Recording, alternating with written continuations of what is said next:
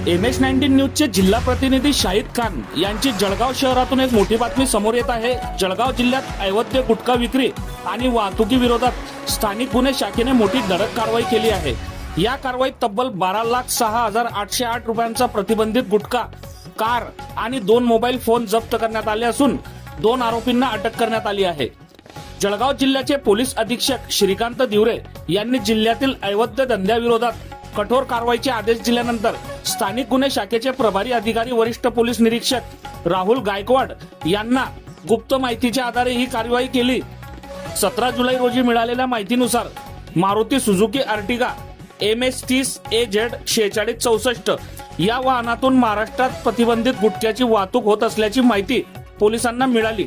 त्यानुसार मुक्ताईनगरकडे जाणाऱ्या रस्त्यावर सापळा रचून वाहनांची तपासणी करण्यात आली। तपासणी दरम्यान वाहनातून विविध कंपन्यांचा प्रतिबंधित गुटखा जप्त करण्यात आला। या कारवाईत 3,86,808 रुपयांचा गुटखा, 8 लाख रुपयांची अर्टिगा कार आणि 20,000 रुपयांचे 2 विवो मोबाईल असा एकूण 12,06,808 रुपयांचा मुद्देमाल जप्त करण्यात आला।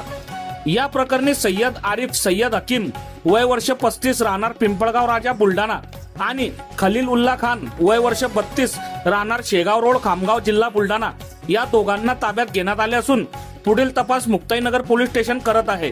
ही कार्यवाही पोलीस अधीक्षक श्रीकांत दिवरे, अपर पोलीस अधीक्षक संदीप गावित, उपविभागीय पोलीस अधिकारी नंदराज पाटील यांच्या मार्गदर्शनाखाली वरिष्ठ पोलीस निरीक्षक राहुल गायकवाड यांच्या नेतृत्वात करण्यात आली।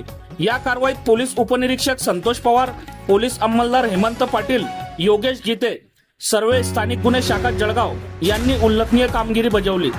जिल्ह्यात अवैध गुटखा विक्री आणि वाहतूक विरोधातील ही कारवाई पुढेही सुरू राहणार असल्याचे जळगाव पोलिसांनी स्पष्ट केले असून नागरिकांनी अशा बेकायदेशीर प्रकारांची माहिती पोलिसांना देऊन सहकार्य करण्याचे आवाहन पोलीस अधीक्षक श्रीकांत दिवरे यांनी केले आहे। बघत रहा MH19 न्यूज। मुख्य संपादक श्रीकांत वानखेडे सोबत ब्युरो चीफ जोएब सय्यद, जळगाव जिल्हा, महाराष्ट्र।